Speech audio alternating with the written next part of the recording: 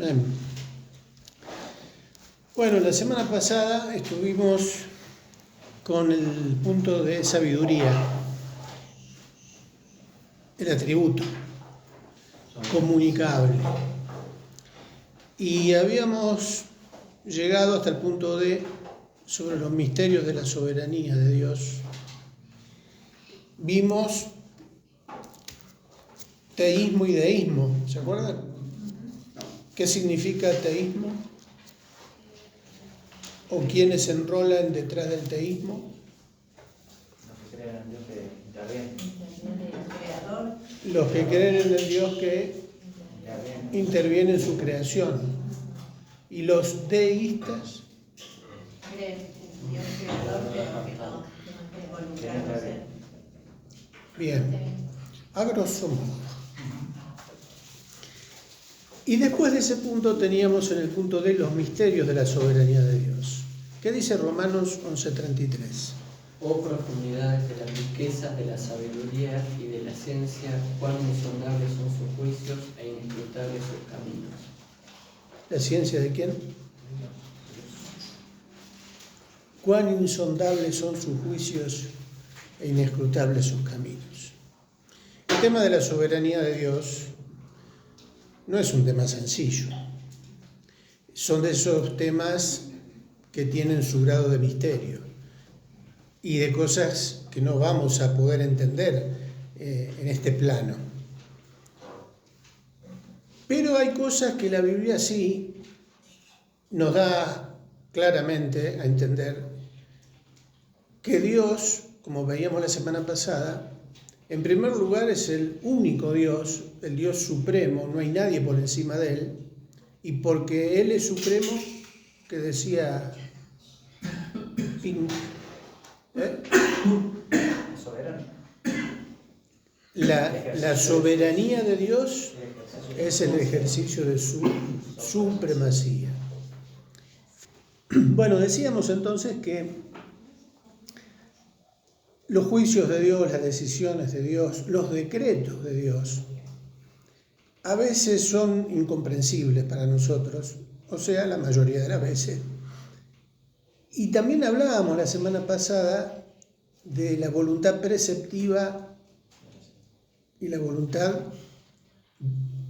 decretiva. La voluntad decretiva, ¿en qué se diferencia con la preceptiva? La decretiva la ejerce Dios y se cumple, y la preceptiva es la que siempre fallamos nosotros. Bien, la decretiva entonces se cumple sí o sí, porque cuando Dios decreta, ejecuta. En cambio la preceptiva está sujeta a la obediencia humana, por eso a veces, como dice el comentario, a veces falla, ¿no? En el punto D dice, Gonza G. Punto D. Los misterios de la soberanía de Dios. Romanos 11:33. Dios no improvisa sobre la marcha. No hay por él hechos accidentales. Si Dios no conociera de antemano todas las cosas, no sería omnisciente y su soberanía sería relativa. Salmos 139, del 1 al 6. Sin embargo, como nada escapa a su control, Mateo 10, 29 al 31, Él deja que ciertas cosas sucedan, aunque en apariencia no sean dignas de Dios, para luego cumplir con su perfecta voluntad previamente decretada. Juan 17, 12, Hechos 2, 23 y 4, 27 y 28. ¿Digo? Bueno, ya que frenaste, vamos a quedar un ratito en estos textos. Vamos buscando estos textos, porque acá es donde entramos en un terreno un poquito más complicado. Pero está bueno que lo podamos ver y tratar de entender, porque acá es donde se presentan a veces ciertos enigmas, ciertas dificultades. Vamos a ver En primer lugar tenemos el Salmo 139, del 1 al 6. ¿Qué dice? Oh Jehová, tú me has examinado y conocido. Tú me has conocido mi sentarme y mi levantarme. Has entendido desde lejos mis pensamientos. Has escudriñado mi andar y mi reposo, y todos mis caminos te son conocidos. Pues aún no está la palabra en mi lengua, y he aquí, oh Jehová, tú la sabes toda. Detrás y delante me rodeaste, y sobre mí pusiste tu mano. Tal conocimiento es demasiado maravilloso para mí, alto es, no lo puedo comprender. ¿Qué dice el salmista acá? ¿Qué reconoce el salmista? Soberanía de Dios. ¿Se puede esconder de Dios? Pero aparte dice, aún no está la palabra en mi lengua que él ya la conoce. Y ya ahí empieza a plantearse el tema de cómo es esto. ¿Cómo es que Dios ya sabe? Bueno, veíamos en atributos su omnisciencia, está relacionado con su omnisciencia. Pero vamos a ver cómo se va a ir complicando un poquito esto. ¿Qué dice Mateo 10, 29 al 31? No se venden 2 pajarillos por un cuarto, con todo ni uno de ellos cae a tierra sin vuestro Padre, pues aún vuestros cabellos están todos contados. Así que no temáis, más valéis vosotros que muchos pajarillos. No se cae un pajarito, no se cae un pelo de nuestra cabeza sin que Dios lo sepa. O sea que tanto lo bueno como lo malo, Dios ya lo sabe. Y uno se pregunta si lo sabe, acá es donde empiezan los planteos, ¿no? Si Dios es soberano y es todopoderoso, vieron cómo vamos relacionando siempre los demás atributos. ¿Cuál es la crítica que se le hace a Dios? Si Él tiene el poder, porque es soberano, para modificar las cosas, Porque permite ciertas cosas. ¿se dan cuenta? Una muerte, una situación. O la situación del mundo, o ciertas cosas que pasan, tragedias. Si Él es todopoderoso y ya conoce todas las cosas antes que sucedan, ¿tiene el poder o no para intervenir y modificar las cosas? Sí que tiene el poder. Entonces, si lo tiene y lo sabe de antemano, ¿por qué no lo evita? Yo tiro estos planteos porque son los planteos que en algún momento también van a recibir ustedes. Juan 17, 12. Cuando estaba con ellos en el mundo, yo los guardaba en tu nombre. A los que me diste, yo los guardé. Y ninguno de ellos se perdió, sino el hijo de perdición, para que la escritura se cumpliese. ¿De quién está hablando acá? De los discípulos, pero también de nosotros. Puntualmente de Judas. ¿Por qué? Porque ahí dice que solamente se perdió aquel que de alguna manera ya estaba decretado por Dios, o que Dios permitió que suceda de esa manera porque se tenía que cumplir la Escritura. Acá ya se nos sigue complicando el tema. Entonces, ¿cuál es el otro cuestionamiento? Con Judas. Que nació para eso. ¿Qué culpa tiene entonces? Claro.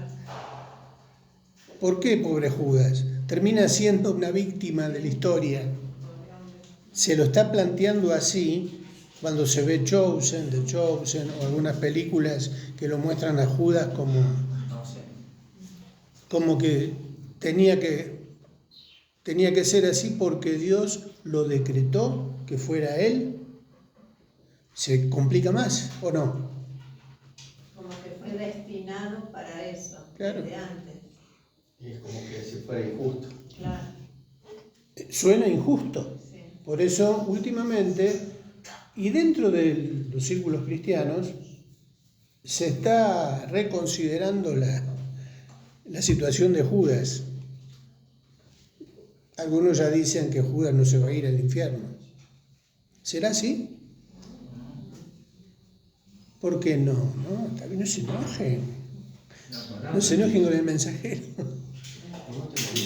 Pero está interesante el planteo, ¿no? Se lo van a tener que responder en algún momento, porque es lo que está surgiendo en este tiempo como una crítica a la palabra de Dios, a Dios mismo. Por eso está bueno que lo consideremos. Por otro lado, sabemos que Judas, y es acá donde entra la contracara del tema de la soberanía. Porque cuando se habla de soberanía, se la asocia con la responsabilidad humana. ¿Es soberanía de Dios sin responsabilidad humana o es soberanía de Dios con responsabilidad humana? ¿Lo de Judas? No, el planteo en general, cuando se habla de la soberanía, se habla de la soberanía de Dios y de la responsabilidad humana. Como que las dos se oponen, o es la soberanía de Dios sola o es la responsabilidad humana, o las dos juntas. ¿Por qué? Porque en este caso, si es la soberanía de Dios ejercida en sus decretos, lógicamente Judas no tendría opción. Pero no solo Judas, ninguno de nosotros tendríamos opción, tanto para la condenación como para la salvación. Porque si Dios ya predestinó que seamos salvos, en algún momento de nuestra vida vamos a entender el Evangelio y vamos a creer, porque ya Dios lo decretó y nos eligió antes de la fundación del mundo. ¿Dice la Biblia eso? Lo dice, y es verdad. ¿Para qué vamos a predicar? Claro, ya Bueno, este tipo de planteos se está dando mucho en Internet, por ejemplo, con las líneas bajadas a través de la doctrina reformada, la nueva teología reformada, o el hipercalvinismo. ¿Cómo? Calvinismo. El hipercalvinismo. El calvinismo, dentro de todo, es más potable que el hipercalvinismo. Calvino era un gran teólogo, un reformador importante.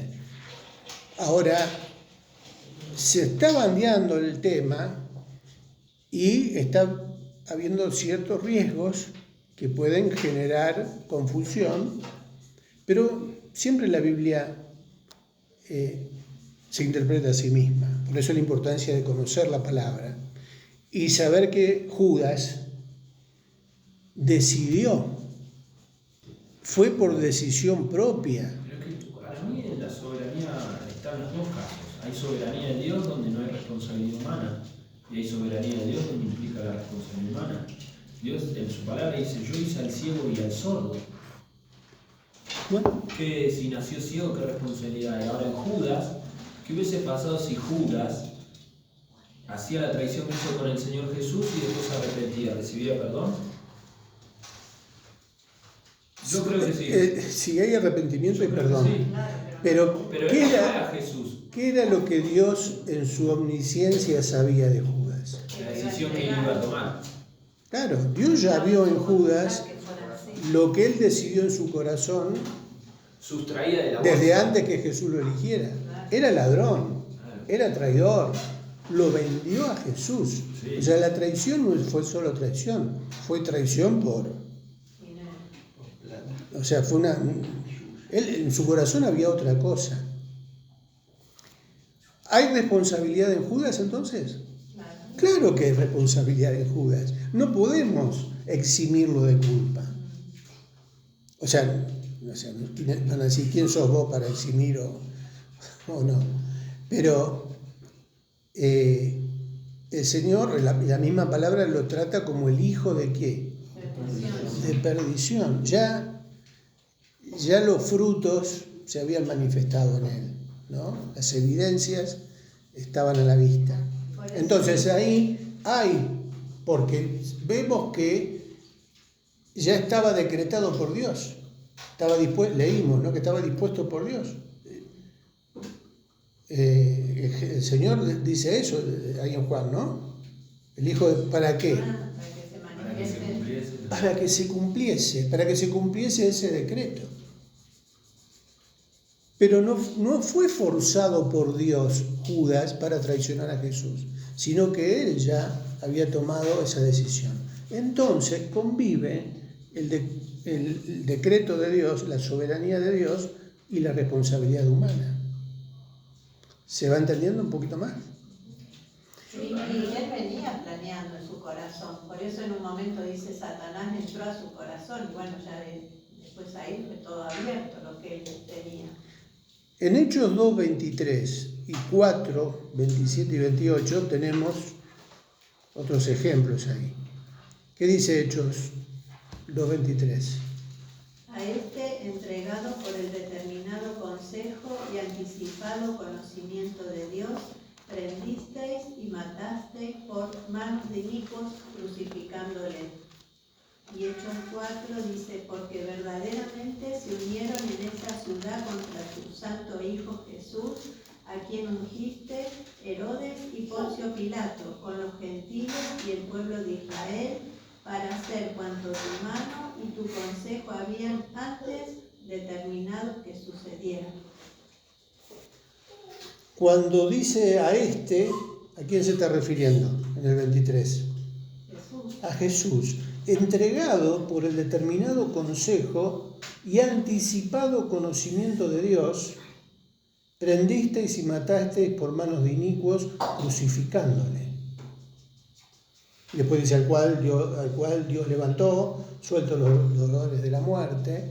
Pero fíjense cómo en un solo versículo, por un lado aparece el anticipado consejo de Dios, la determinación de Dios, el decreto de Dios, el plan de salvación de Dios, que tenía que darse de esta manera con el sacrificio de Jesús. Pero también dice, prendisteis y matasteis por manos de inicuos, crucificándole. ¿Quiénes prendieron y mataron a Jesús? Prendisteis y matasteis por manos de inicuos, crucificándole. Acá en Hechos se están dirigiendo los discípulos a los religiosos, ¿no? A los fariseos, a los saduceos. Vemos por un lado la voluntad de Dios. En su soberanía, Él lo decidió y lo ejecutó de esa manera, pero también hubo hombres que intervinieron, forzados por Dios. Ellos también participaron por voluntad humana. Por eso acá está, por un lado, otra vez, la soberanía de Dios y por el otro lado, la responsabilidad humana. Nadie los forzó a que condenaran a Jesús por la maldad que había en su corazón, por la envidia, por el afán de poder, por todo lo que formaba parte en ese momento de la historia, ¿no? En ese contexto, las motivaciones que había en el corazón. Ellos participaron. Entonces, ¿qué hizo Dios? Bueno, vamos a seguir avanzando. En Hechos 4, 27 y 28, ¿qué es lo que se dice? Porque verdaderamente se unieron en esta ciudad contra tu santo Hijo Jesús, a quien ungiste. Herodes y Poncio Pilato con los gentiles y el pueblo de Israel, para hacer, ¿qué cosa? Cuanto tu mano, ¿la mano de quién? De Dios. O sea, otra vez, la combinación de la acción humana y lo que Dios había determinado que sucediera, para hacer cuanto tu mano y tu consejo habían antes determinado que sucediera. Esto es lo que cuesta entender. Y no lo vamos, yo no lo entiendo. No lo entiendo. A ver,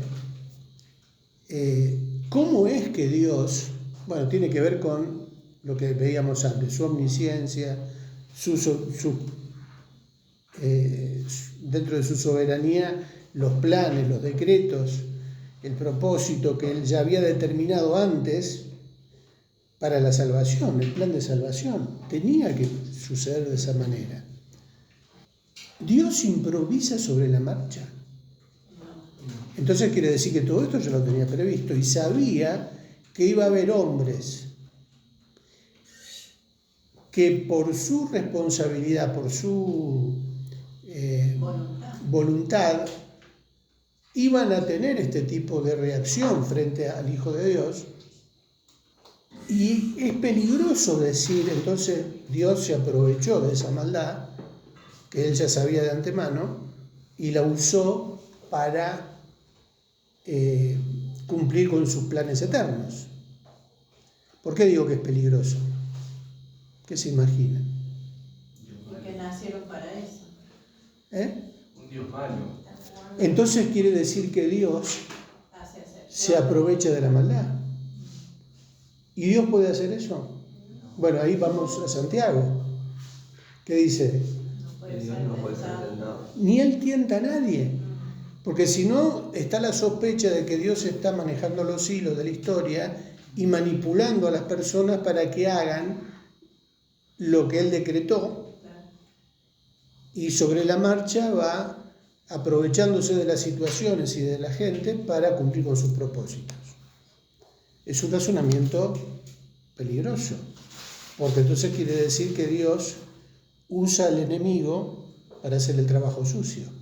Él no se mancha las manos, porque Él es santo, no puede hacer eso. Bueno, todos estos planteos o estas especulaciones son las que uno escucha de la gente del mundo, porque razona con esa lógica. Y dentro del cristianismo también están surgiendo estos debates o estos planteos que ponen a Dios en el banquillo de los acusados. ¿Es así? Solamente podemos entenderlo a la luz de toda la palabra, porque estamos leyendo textos aislados todavía, ¿no? Pero sabemos, en definitiva, que en su soberanía y en su omnisciencia y en su realidad en cuanto a lo que es el tiempo y el espacio, Dios es eterno. Él ya conoce el fin de la historia, él ya supo de antemano cómo iba a pasar todo. Lo que sucede es que nosotros ahora tenemos registrado en el texto bíblico parte de esta historia, y a través del Espíritu Santo que inspiró a los autores, estamos como atando cabos. ¿No estamos atando cabos? Desde el Génesis venimos viendo cómo Dios fue interactuando con el ser humano a lo largo de la historia y preparando todo para que se cumpliera el plan de salvación. Y dentro de eso, Dios ya conoció el corazón de Judas, conoció a Poncio Pilato, conoció a Herodes, conoció a los religiosos en el tiempo de Jesús, conoció a Nerón, conoció, a Trump. En el caso de Caín también, porque abrió el corazón, no la ofrenda. Porque uno dice, ¿qué culpa tenía de traer su ofrenda? Por supuesto, porque si no, está el razonamiento de que Dios fue decretando cosas a medida que iban sucediendo la historia del hombre, o improvisando sobre la marcha. ¿Dios actúa así? No sería Dios. No sería coincidente con los atributos que vimos de Dios reflejados en la palabra. Dios no es así. Y aparte Dios es santo. Entonces vieron que decíamos, todos los atributos se interrelacionan, porque si no habría contradicciones en este Dios, y Dios no es contradictorio en sí mismo. Nosotros sí, por eso a nuestra mente le cuesta entender esto de que Dios ya destinó o decidió de antemano, dice ahí en Hechos, que las cosas sucedieran como sucedieron. Y las cosas que sucedieron no fueron cosas santas. O sea, no fueron cosas que Dios aprueba. Por eso la crítica o el planteo que se hace es cómo Dios usó cosas malas para cumplir con sus propósitos. O cómo Dios se valió de Satanás para probar a Job, por ejemplo. Y acá es donde vamos entrando, está el texto de Job 1:9, la historia de Job, la historia de José. ¿Cómo andamos con el tiempo? ¿Hay media son? Sí. 7:30, sí. ¿Podés seguir leyendo el párrafo que sigue? Decir que Dios permite no quiere decir que Dios apruebe o esté de acuerdo con el mal. Él no provoca la maldad para cumplir con sus propósitos. Santiago 1:13. Ni tampoco utiliza al diablo para que se haga el trabajo sucio. Eso también relativiza su autoridad. En su soberanía, Dios transforma los planes del diablo y la maldad del hombre en hechos que terminan siendo funcionales a su perfecta y santa voluntad. Tampoco Satanás puede hacer todo lo que quiera. Dios en su soberanía y omnipotencia mantiene a raya al enemigo, restringiendo su limitado poder. Por eso el diablo también está sujeto a la soberanía de Dios. Ejemplo de Job. Job 1:9 al 12 y versículo 20. 42, 10 y 11. ¿Quién tiene Job? Respondiendo Satanás a Jehová dijo: ¿Acaso teme Job a Dios de balde? ¿No le has cercado alrededor a él y a su casa y a todo lo que tiene? Al trabajo de sus manos has dado bendición, por tanto sus bienes han aumentado sobre la tierra. Pero extiende ahora tu mano y toca todo lo que tiene y verás si no blasfema contra ti en tu misma presencia.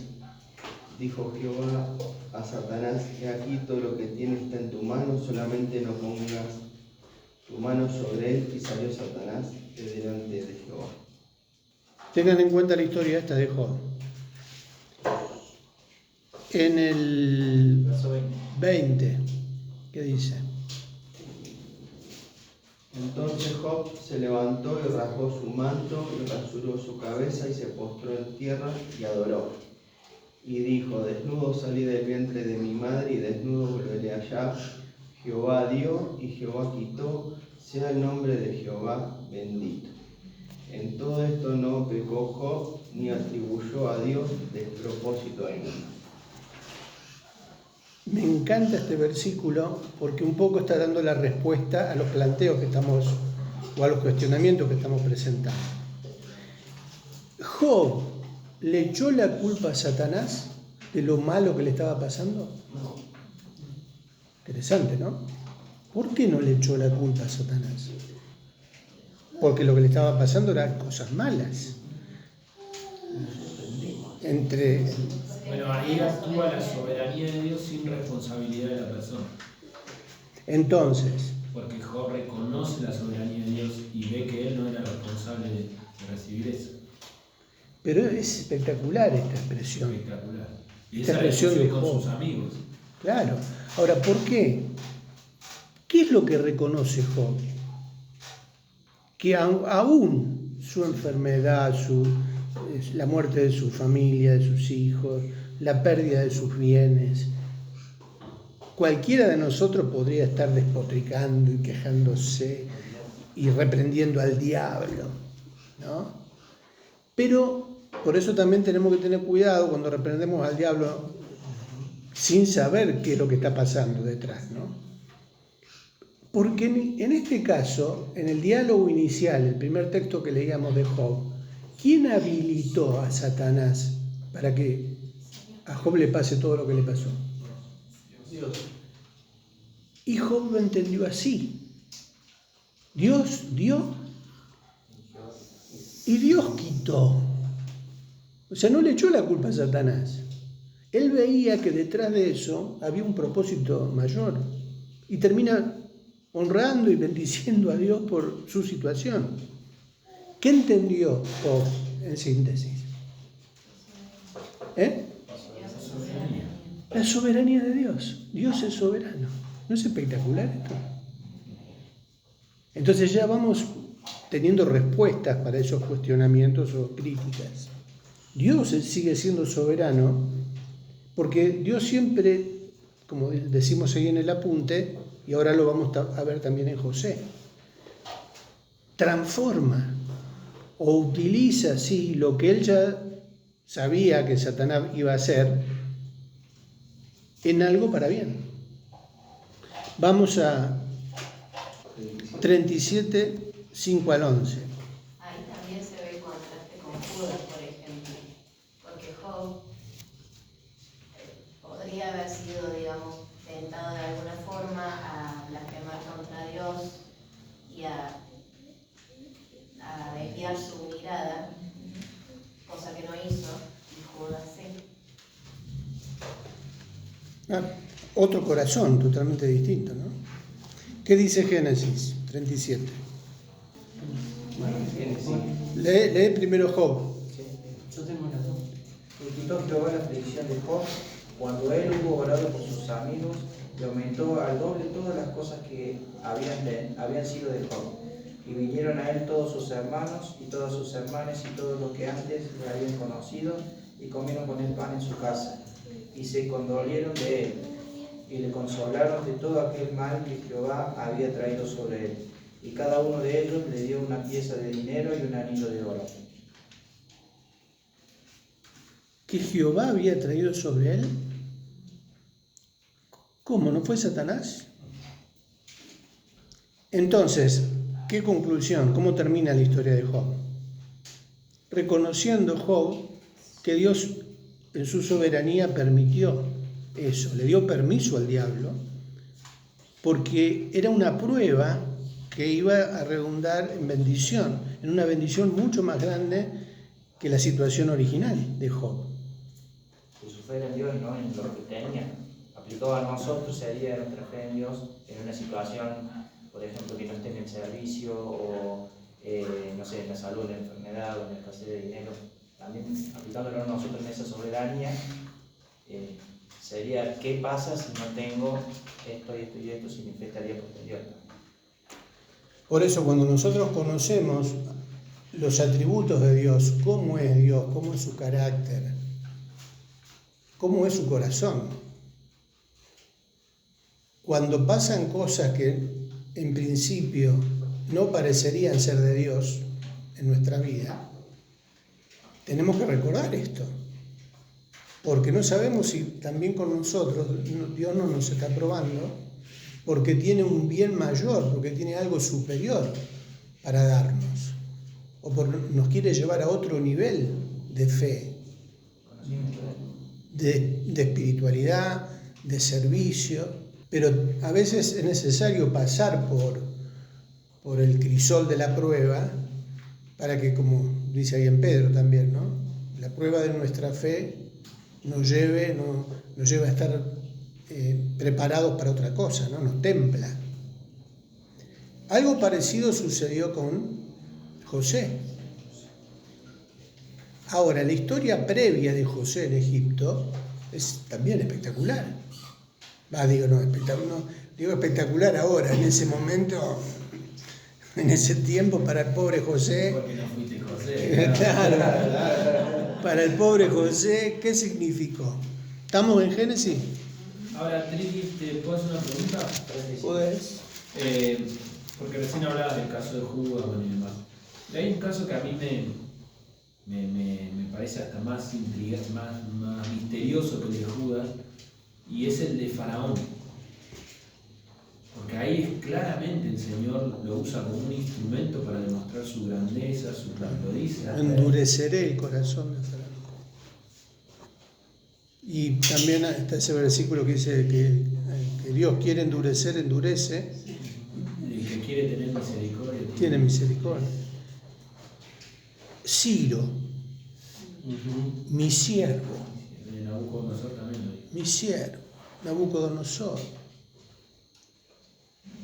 ¿Cómo puede ser, para la ciudad de Dios, que es santo, usa gente politeísta que adoran otros dioses? ¿Cómo? Bueno, tiene que ver con esta soberanía de Dios, porque ellos terminaron siendo funcionales al plan de Dios. Por eso Dios les dice que son sus siervos.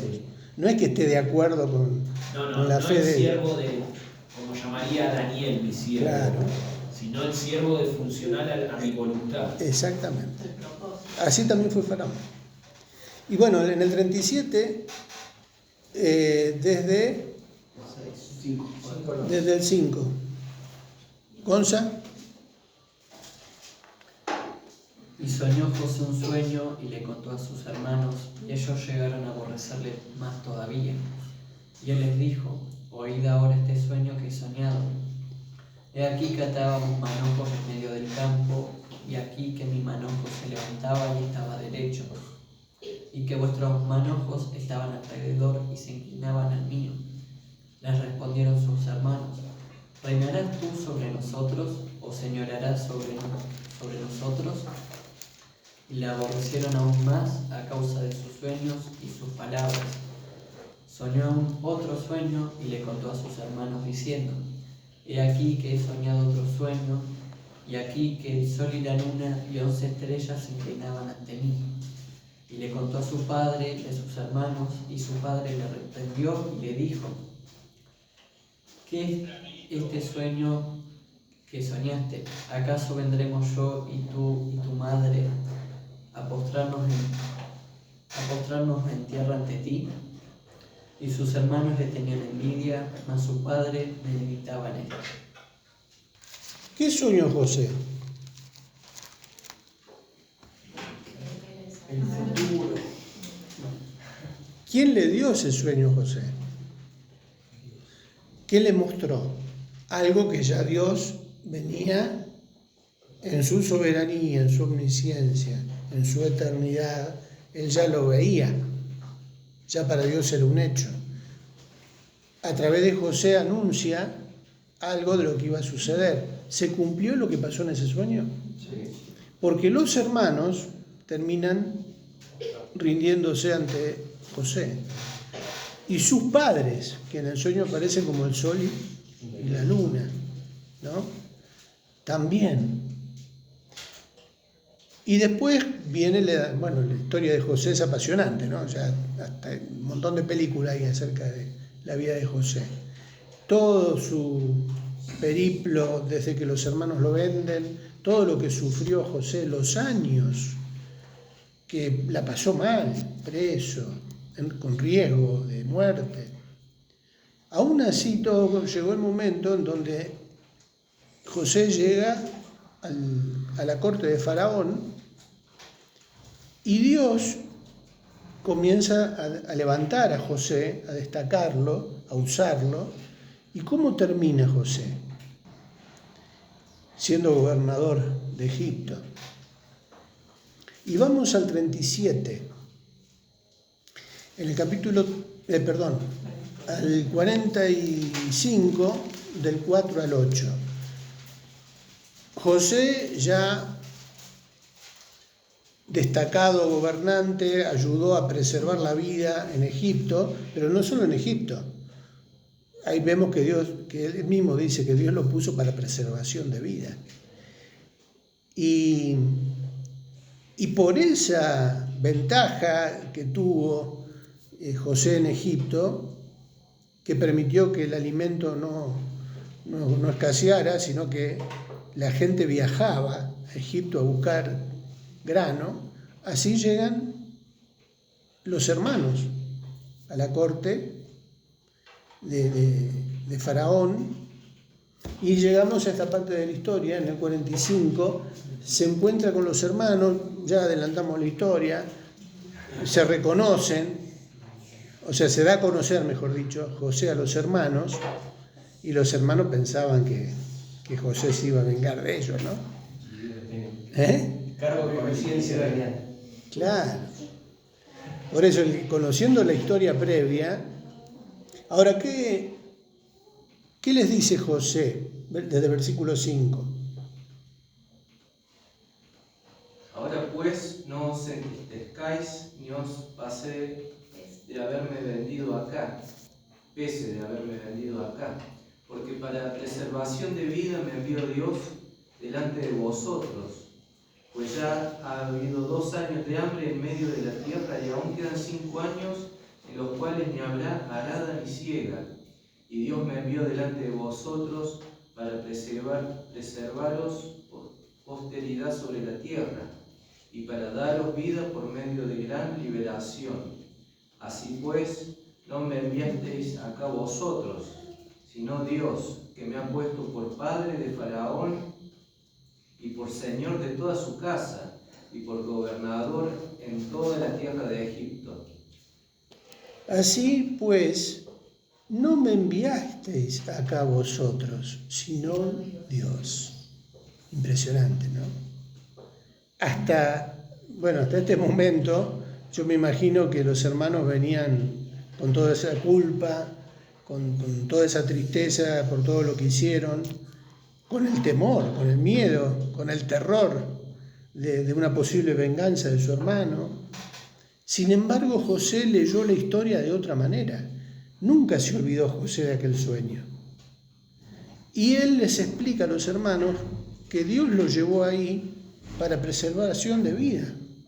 Entendió José, no se quejó de Dios, no se quejó contra Dios, no le echó la culpa al diablo.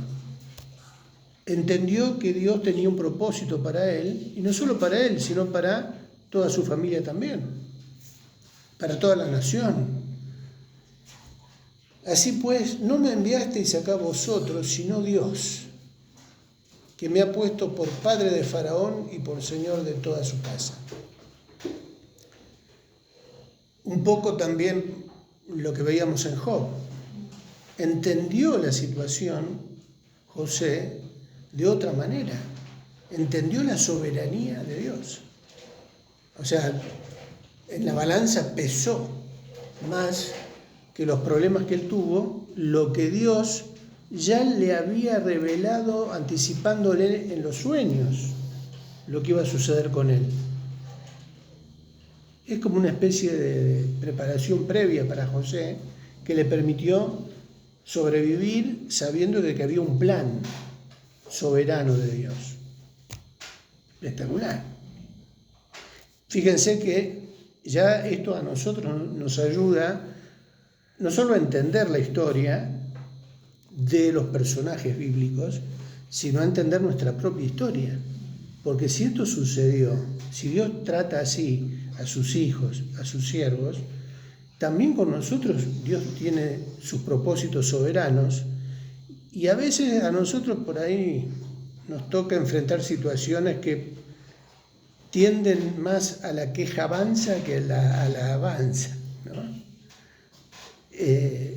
Pero si sabemos esto, ya podemos también entender de que en su soberanía Dios permite cosas que no son agradables, porque ni a José ni a Job la vida le fue fácil, pero había un propósito más elevado.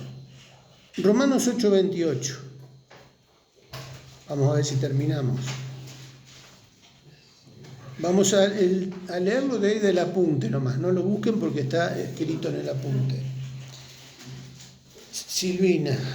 Sabemos que a los que aman a Dios todas las cosas les ayudan a bien, esto es, a los que conforme a su propósito son llamados. Y esto tiene que ver con nosotros también, ¿no? Sabemos que a los que aman a Dios todas las cosas ayudan a bien. Esto es, a los que conforme a su propósito son llamados. ¿Amamos a Dios? ¿Nos sentimos llamados por Dios? Bueno, si hay un llamado de Dios, si amamos al Señor y Él nos ama, nos mostró su amor, a pesar de las cosas malas que puedan venir, esto nos alienta o no nos alienta. Todas las cosas van a ayudar a bien. El que sigue. ¿Quién nos separará del amor de Cristo? Tribulación, o angustia, o persecución, o hambre, o desnudez, o peligro, o espada. Antes, en todas estas cosas somos más que vencedores por medio de aquel que nos amó. Romanos 8:38, por lo cual estoy seguro que ni la muerte, ni la vida, ni ángeles, ni principados, ni potestades, ni lo presente, ni lo porvenir, ni lo alto, ni lo profundo, ni ninguna otra cosa creada nos podrá separar del amor de Dios, que es en Cristo Jesús, Señor nuestro. Clarito, ¿no?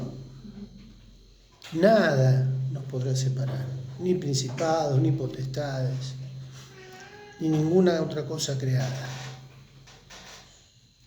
Y el último párrafo del punto D tiene que ver con la parte comunicable. Dios es soberano. ¿Cómo se puede aplicar en nosotros este atributo comunicable? Es un atributo comunicable. De alguna manera, Dios delegó en el hombre autoridad para gobernar, administrar o señorear sobre la tierra donde lo había puesto. Génesis 1:28. Y también la libertad para tomar decisiones sobre su propia vida. Deuteronomio 30:19. Como en los demás atributos comunicables, es limitada e imperfecta. ¿Qué dice Deuteronomio? Somos soberanos sobre lo que nos dio autoridad. Bueno, en el Génesis, ¿para qué puso Dios al hombre en el huerto? Para señorear. Señorear. O sea, hay una cierta capacidad de autoridad delegada para gobernar, para ser soberano, entre comillas, ¿no?, de aquello que Dios creó. En Deuteronomio, ¿qué dice? A los cielos y a la tierra llamó por testigos contra vosotros, que os he puesto delante de la vida y de la muerte, la bendición y la maldición. Escoge pues la vida para que vivas tú y tu descendencia, amando a Jehová tu Dios, atendiendo a su voz y siguiéndole a Él, porque Él es vida para ti y prolongación de tus días, a fin de que habites sobre la tierra que juró Jehová a tus padres, Abraham, Isaac y Jacob. Acá es donde aparece la responsabilidad humana, ¿no? ¿Cuál es el planteo que Dios le hace?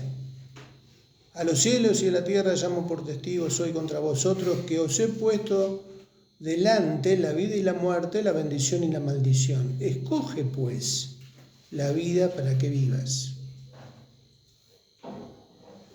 Escoge.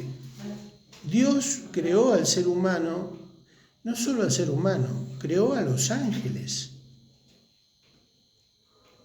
también con la misma capacidad de elección. ¿O acaso los ángeles no se rebelaron? ¿Por qué? Porque decidieron rebelarse. En el caso del ser humano también Dios creó al hombre, pero con la intención de que la relación que haya entre ellos sea una relación perfecta, como fue el propósito con Adán y Eva. ¿Cómo era la relación antes de la caída? Perfecta. Una comunión tan íntima, directa. Pero bueno, y en el pecado viene toda esta historia, y acá, ¿qué es lo que le dice Dios a su pueblo?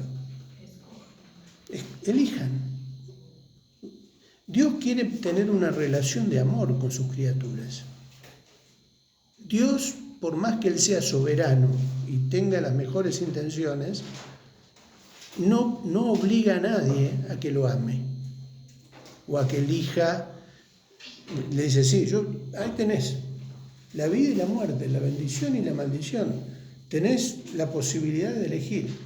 Ahora, si Dios decreta de prepo la salvación, esas personas, ¿por qué lo van a amar? ¿Porque eligieron amarlo? Interesante, ¿no? No, Dios no obliga a nadie a entrar a su cielo de prepo. ¿Quiénes son los que van a entrar? Los que creyeron y eligieron amar al Señor. La relación con el Padre es una relación de amor, Padre-Hijo, es una relación que se anhela, que se disfruta, que se goza. No como una vez que me decía, pero Triqui, no nos vamos a aburrir allá. Siempre que vamos a estar cantando, todo el día cantando, todo el día. Yo quiero otra cosa, me decía. ¿Dónde está? ¿No va a haber fútbol? A veces pasa eso. Hay gente que tiene ese tipo de razonamientos y elige. No, yo no quiero, yo quiero. Claro. Choca, no hay una relación de amor, no hay una convicción de pecado tampoco, una conciencia de pecado, ni de riesgo. Por eso la importancia de predicar el Evangelio, de anunciar cuál es el plan de Dios. ¿Por qué Dios envió a su Hijo? Porque Él no quiere que el hombre muera, Él quiere que viva y vivir en una relación de amor con Él. Escoge pues, ¿no? Es hermosa acá con qué combinamos, con qué otro atributo que vimos hace poco. ¿Qué tipo de relación es esta que Dios quiere tener? Amor. ¿Y qué más? El amor se expresa en la paciencia, en la longanimidad, da oportunidad para el arrepentimiento, espera, no ejecuta la justicia que tendría que ejecutar enseguida. No es una justicia instantánea, porque si no, hace rato que no quedaba nadie, sino que es paciente. Terminamos entonces con este punto de la soberanía de Dios. ¿Algún comentario? ¿Alguna pregunta? ¿Algún agregado? Aproveche que estamos solitos y nadie nos ve.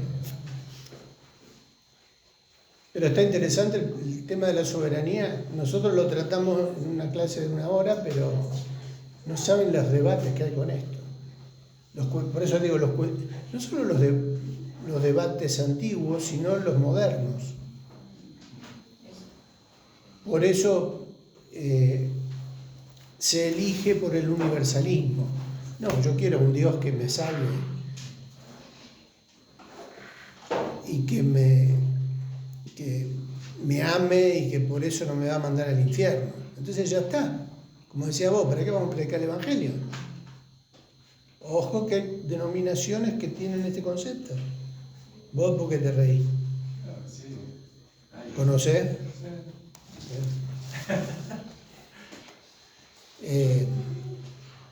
Así que bueno, esto espero que nos desafíe a que profundicemos, no nos quedemos solamente con esta parte de la clase, sino que busquemos fundamentar más esto que es la soberanía de Dios, ¿no? Y que cuando venga alguien con alguna situación complicada, con un planteo, como vos estabas contando lo de este muchacho que trabaja con nosotros. ¿Qué decía del infierno? Que el infierno acá en la tierra y que no vamos a ir todo al cielo y que... Oh, que dijo tantas cosas, ya ni me acuerdo. Pero nada, que Dios hizo el mundo y se fue. Nos dejó que... ¿Qué postura es? Soberanía. ¿Estamos macaneando nosotros acá con lo que... No, es lo que... Si bien ha sucedido siempre, ahora en los últimos tiempos cada vez es más evidente esto de cómo se acepta todo este tipo de cosas, ¿no? El infierno no existe. Eso del infierno es acá en la tierra, ¿no lo escuchamos antes? No, el infierno no, el infierno es este. El Papa Francisco decía que el purgatorio no existe, que el purgatorio está acá en la tierra, para despegarse de la doctrina del purgatorio tradicional de la Iglesia Católica. Entonces eso es como suavizar la conciencia, ¿no? O cambiar la esperanza o la expectativa. Por eso es importante que nos preparemos. Porque ya van a aparecer más candidatos de esto, más personajes de esto, con estos planteos. ¿Y qué le vamos a decir? Yo pensaba en eso de la postura, de todo el ejemplo que pusiste de la misma de Job y de José, porque, bueno, ellos tenían una comunión profunda con Dios. Y Y eso les llevaba a ver esta soberanía, ¿no? Y me acordaba, bueno, mientras repasábamos por el apunte, el versículo ese que decía, velad y orad para que no entréis en tentación, aplicando esto que Dios no tienta a nadie, sino que el hombre es tentado de su propia concupiscencia, ¿no? Y bueno, me llevaba a meditar en esto, ¿no? Desde qué punto de vista lo estoy viendo yo esto, ¿no? Porque cuando estoy cerca de Dios, veo la soberanía de Dios. Pero muchas veces, aplicado a mi propia vida, no hablo de nadie, me ha tocado estar alejado del Señor y ya empezar a buscar culpables, hay enojo, o sea, se manifiesta de otra manera todo, ¿no? Pero cuando uno está cerca de Dios y esa comunión es fluida, entiendes cosas. Es como que se te abre la mente y te pones bajo esa soberanía, voluntad de Dios. Y creo que estos hermanos, José y Job, entendieron eso porque estaban cerca de Dios. Bueno, eso es porque compartimos algo. Claro. Y por eso es un desafío, ¿no? De no soltarnos de la mano de Dios y... De velar y orar. Claro. Es importante velar y orar porque nos separamos un poquito el diablo, ¿no? Claro. Si estamos firmes en eso, podemos ayudar a alguien que esté flojo o que esté tecleando en su fe. O a gente que todavía no conoce del amor de Dios y de la soberanía de Dios y de su justicia. Todos los atributos que estamos viendo son fundamentales. A veces a mí me causa un problema ver tanta gente de la iglesia que no se siente atraída a estos temas o a conocer los atributos de Dios o la vida de Jesús. Parece que estos cursos, alguien decía, ¿no será muy extremoso? Decía, ¿vieron los mexicanos? ¿No te parece que es muy extremo enseñar acerca de Dios y de Jesús en la iglesia? Pero, o sea, de teología y de los atributos de Dios. ¿No será demasiado enseñar esto en la iglesia? Esa era la idea que... ¿Cómo es demasiado? Sería el ABC. Y si lo amas, lo queremos hacer. Claro. No, pero fíjense cómo en algunos lugares es como que estudiar esto o aprender a conocer a Dios es perder el tiempo, es como que no vale la pena, mucho. Bueno, por eso después viene el enemigo y te lleva de las narices como quiere, ¿no? Y por eso algunos aflojan en la fe, porque no están firmes en lo fundamental. ¿Oramos? ¿Eh? Son temas que necesitamos alguien que te los enseñe. Tenemos que recuperar. Completamente iluminado, pero nos podés guiar. No en todas las iglesias. Claro. Es que las iglesias tienen que recuperar el ministerio de enseñanza. Jesús lo instituyó en la iglesia. En la iglesia local, en las iglesias locales tiene que haber enseñanza, tiene que haber evangelismo, tiene que haber... O sea, todos los ministerios que Jesús constituyó ahí en Efesios 4 son fundamentales. Si no están, hacemos agua. ¿Cómo entendemos o conocemos al Señor si no hacemos esto? Entonces, me quedé pensando, sabiendo que el Señor está en la situación que nos pueda pasar, también va a cambiar nuestra oración, ¿no? Porque por ahí la primera es decir, empezamos a renecer, ayudarme a luchar, a ayunar, y es Dios el que me está tratando y que está esperando, me está limpiando, lo que sea, y yo estoy orando. Al revés, oramos. No siempre pecado, sino que Claro, Dios te está preparando. claro. Como José, porque Por ahí estamos arrepentiendo al diablo todo el tiempo, porque es algo que se va porque Es nada que tendemos a eso a veces. Cuando él está pasando algo, o está en pecado, o el diablo, y vos decís, che, y la voluntad de Dios, la soberanía es por ahí el Señor me está llamando que me humille y yo estoy levantando un soldado y en vez de humillar, que eso es lo que espero. Oramos. Jonah. Señor, te damos gracias, Padre, porque tú estuviste con nosotros, Señor, en este tiempo. Te damos gracias, Señor, porque tú nos enseñas, Señor, acerca de ti, Señor. tú te das a conocer a tu pueblo, Señor, y a quienes te buscan.